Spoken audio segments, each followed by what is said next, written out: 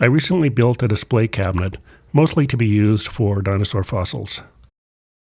LED lighting allows so many options that I couldn't settle on just one.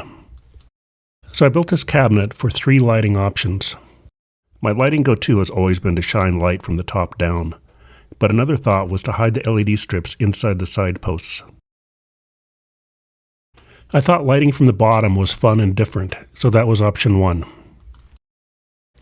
I allowed an inch of depth in the base and decided to use 3 strips the width of the cabinet.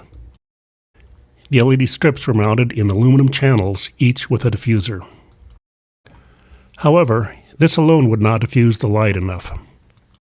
The best diffuser I could think of was the plastic used on flat-screen TVs. So I disassembled an old broken TV just for the diffuser panel.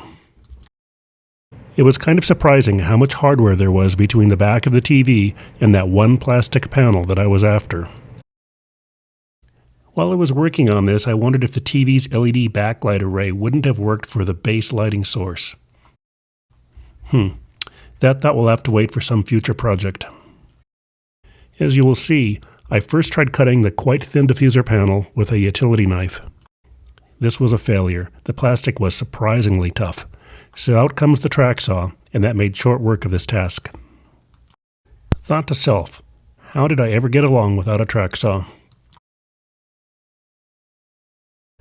Now, there will be 3 layers making up the bottom panel. The very bottom is a glass panel, then a plastic diffuser panel, and finally another glass panel.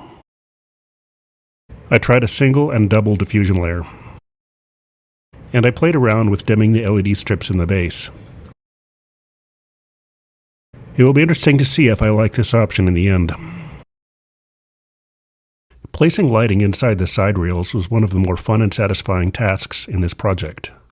Only 1 inch of the cherry vertical post will face outward, and the idea was to hide the LED channel from view without shadowing the light shining into the cabinet.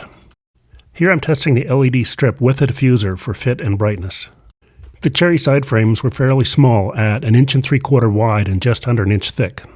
Cutting a dado big enough for the angle channel and then cutting a bevel removed a good portion of that stock.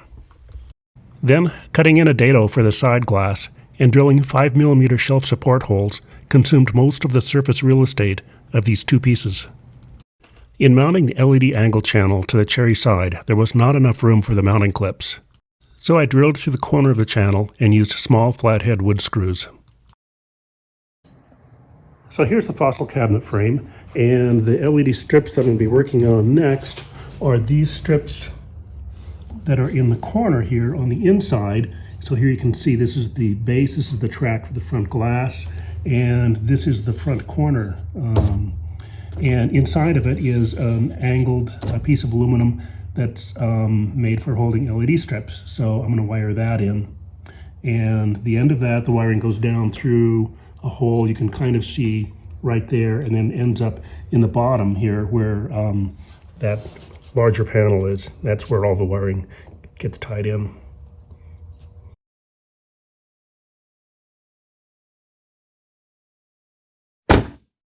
Finally, there's lighting from the top. This requires a single LED channel attached under the cabinet's top frame. Mounting this was so simple that I didn't think to take a photo of the process. So the only image that I have is this video where I was cutting some shallow dados. But you can see the track fastened to the bottom of the front edge on the frame. Note that I chose to use 3 clips that were provided with a channel to mount this segment. Well, that completes top lighting, the last of the 3 options. They're all built in and individually switched. Will they all get used, or will one stand out as providing the best lighting on the fossils?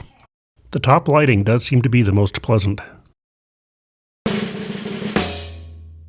So after having the cabinet in the house for a while, we use no light.